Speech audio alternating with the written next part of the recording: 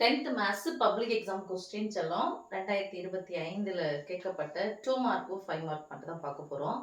So first கொஸ்டினை படிக்கிறதுக்கு நமக்கு ஒரு 15 மினிட்ஸ் தருவாங்க. 1/4 மணி நேரத்தில் நம்ம கொஸ்டின் நல்லா படித்து பார்த்துட்டு இதில் எது நம்ம அட்டன் பண்ணலாம் அப்படின்ற ஒரு கெஸ்ஸிங்க்கு நீங்கள் வந்துடுவீங்க. ஸோ எப்போவுமே கொஸ்டினை ஒரு முறை படித்த உடனே நமக்கு புரிஞ்சிருச்சுன்னா ஓகே. இல்லை அப்படி புரியலைன்னா ஒரு கொஸ்டினை 1க்கு 3 முறையாவது படித்து பார்க்கணும். படிச்சு பார்த்தோம்னா அங்க கொடுத்துருக்கிற வார்த்தைகள்ல நம்ம என்ன பண்ணோம், கணக்கா மாத்த போறோம். வேர்பலா கொடுத்துருக்கிறத நான் வேர்பலா மாத்த போறோம், ஃபிகரா மாத்த போறோம். அதான் கணக்கினுடைய ஸ்பெஷாலிட்டி அதுதான். ஸோ ஃபர்ஸ்ட் 15வது கேள்வி எப்பவுமே கணங்கள் அந்த உறவுகளும் சார்புகளும் அந்த பாடத்துல முதல் பாடத்துல தான் கேட்பாங்க. அதில் கொடுத்துருக்கிற கணக்கு 15வது கேள்வி a ஈக்குவல் டு 1, 2, 3 மற்றும் b equal to X Achyuta X என்பது 10ஐ விட சிறிய பகா எண் எனில் a கிராஸ் b ஐ காண்க. இது எப்படி படிக்கணும், கிராஸ் படிக்கணும், பெருக்கல்னு படிச்சாருங்க, இன்ட்டுன்னு படிக்கக்கூடாது. கிராஸ் அப்படின்னு சொல்லிட்டு ஒரு வார்த்தை வந்துச்சுனாவே இப்போ நீங்க முக்கியமா பார்க்க வேண்டியது எதுன்னா இதான் கண்டுபிடிக்க போறீங்க, அண்டர்லைன். இதை எந்த முறையில கொடுத்துருக்காங்க அப்படின்னு சொன்னா நமக்கு கன கட்டமைப்பு முறையில கொடுத்துருக்காங்க. அப்ப நம்ம எந்த முறையில மாத்தோம்னா பட்டியல் முறையில மாத்த போறோம். அப்போ அந்த வார்த்தை எல்லாமே தேவையில்லைன்னு வச்சுக்கலாம். ஏ என்ற கணத்தை டைரக்டா கொடுத்துட்டாங்க. ஆனா பி என்ற கணத்துல ஒண்ணு ஏபிசிடி இருக்கணும், இல்லை அப்படின்னு சொன்னா நம்பர்ஸ் இருக்கணும். அதுக்கு பதிலாக அவங்க என்ன கொடுத்துருக்காங்கன்னா எக்ஸ் அச்சுத எக்ஸ் என்பது 10ஐ விட சிறிய பகா எண். அப்ப எக்ஸ் தான் அதுல இருக்கக்கூடிய உறுப்புன்னு சொல்லிட்டாங்க. பி என்ற கணத்துல எக்ஸ் என்ற உறுப்பு இருக்கு. அந்த எக்ஸ் என்ற உறுப்பு என்னவா இருக்குன்னா 10ஐ விட சிறிய பகா எண்ணா இருக்குது. அப்ப இதை கொடுக்கும் போதுன்னா பகா எண்கள் கொடுக்க மாட்டாங்க, ஒருமையில தான் கொடுப்பாங்க. அதை நல்லா இது பண்ணிக்கணும். அப்போ ஒரே பகா எண்ணு கொடுத்துருக்காங்க, நமக்கு ஒரே ஒரு நம்பர் தான் எழுதணுமானா அது கிடையாது. அப்போ 10ஐ விட சிறிய பகா எண் எது அப்படின்னு சொல்லிட்டு நமக்கு தெரிஞ்சிருக்கணும். எது பகா எண், ஒன்றையும் தன்னையும் மட்டுமே உறுப்பு காரணிகளாக கொண்ட எண்கள் தான் பகா எண்கள் சொல்லுவோம். அப்ப 10ஐ விட சின்னதா இருக்கிறது எதெல்லாம் 2, 3, 5, 7. 10ஐ விட சிறிய பகா எண்கள் இதுதான். 10ஐ விட சிறிய பகா எண்கள் இதுதான். 8ஐ விட சிறிய பகா எண்கள் இதுதான். 11ஐ விட சிறிய பகா எண்கள்.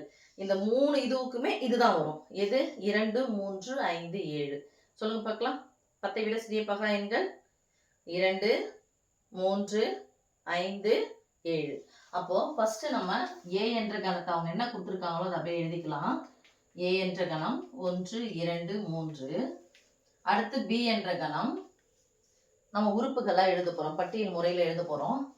எக்ஸ் என்ற உறுப்பு 10ஐ விட சிறிய பகா எண்கள் கணம் கொடுத்துருக்காங்க, கண்டிப்பா கன அடைப்பு குறி போடணும். 10ஐ விட சிறிய பகா எண்கள் 2, 3, 5, 7. அடுத்தது என்ன கேட்டிருக்காங்க பாருங்க, ஏ கிராஸ் பி. கிராஸ் தான் என்னதுன்னா ஜோடி சேர்க்கணும். யாரு கூட யாரை ஜோடி சேர்க்கணும்னா ஏ கூட பி ஏ ஜோடி சேர்க்கணும்.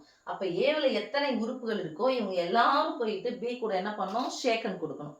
ஜோடினா நீங்க வேற இல்லை, ஷேக்கன் கொடுக்கணும். போயிட்டு 1 இருக்காருன்னா 1 போய் 2க்கு ஷேக்கன் கொடுக்கணும், 1 3க்கு போய் ஷேக்கன் கொடுக்கணும், 1 5க்கு போய் ஷேக்கன் கொடுக்கணும், 1 7க்கு போய் ஷேக்கன் கொடுக்கணும்.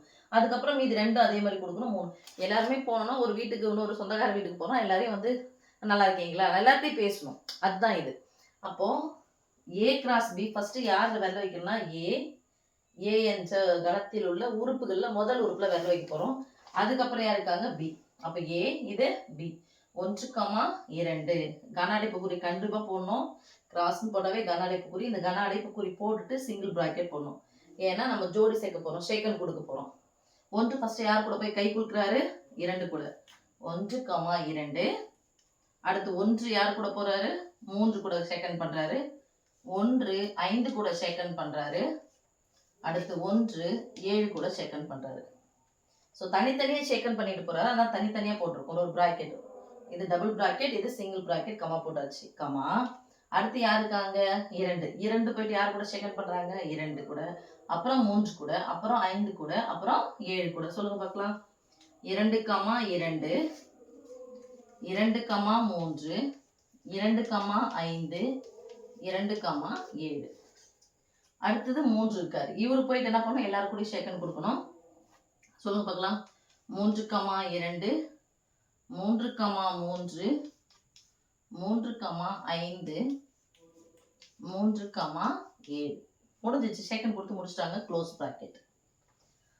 இப்போ ஏன் இது மாதிரி எழுதுறோம்? நீட்டா எழுதிட்டு போனா தப்பா மிஸ்ஸுன்னா, இல்ல. ஒண்ணுங்கிற ஒண்ணு எழுதும்போது உங்களுக்கு இருக்கும். எத்தனை உறுப்புகளுக்கு 1, 2, 3 யாரார் கூட செகண்ட் கூட 2, 3, 5, 7 கூட.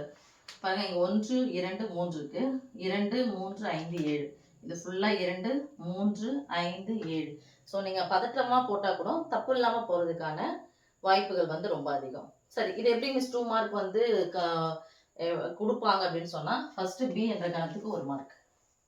அதுக்கப்புறம் ஏ கிராஸ் பி கண்டுபிடிச்சீங்கன்னா இது 1 மார்க். ஸோ இது ஒன்று இது ஒன்று மொத்தம் 2 மார்க் உங்களுக்கு கொடுத்துருவாங்க. ஓகே.